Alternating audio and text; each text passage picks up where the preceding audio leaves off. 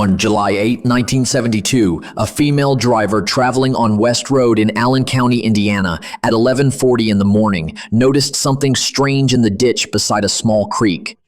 It was the lifeless body of a woman, and next to her, a small 3-year-old girl who was alive, but staring blankly into space. She quickly called emergency services, and when the police arrived, they identified the victim as Phyllis Baylor, a 26-year-old mother, and her daughter. Both had been reported missing and were being searched for since the previous night. That approximately 2-hour trip was headed to her parents' house, where they planned to spend the weekend. The officers checked the perimeter of the car, photographed the engine, collected fibers, searched for fingerprints, everything that's done in an investigation. Let's remember that in 1972, forensic resources were very limited. There was no possibility of conducting DNA tests, and forensic techniques were very limited. An autopsy performed shortly afterward revealed the harsh truth. Phyllis had been the victim of a brutal attack. She had been shot, and the medical examiners also confirmed that she had suffered abuse. What initially seemed like an incident on a highway had turned into a heinous homicide.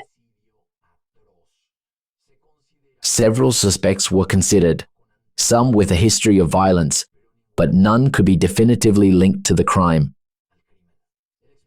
Phyllis Baylor's file remained archived in police records like a kind of scar on the collective memory. Decades after the crime, a partial genetic profile was obtained from Phyllis's clothing. That finding allowed the main suspect, whose identity was not revealed, to be ruled out, making it clear that the killer had not yet been identified. In The Killer, year 2024. More than 50 years after the murder, the State Forensic Laboratory managed to develop a much stronger genetic profile from the victim's clothing.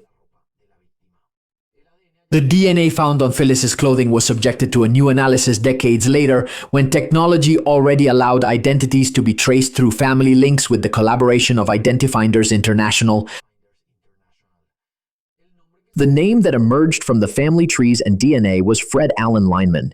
He was 25 years old at the time of the crime, and his record included several offenses, such as vehicle theft. Unfortunately, the case never reached a legal resolution because Fred Lineman was no longer alive when it was discovered that he was the perpetrator of the attack on Phyllis. His story had ended in Detroit in 1985, 13 years after the murder of Phyllis.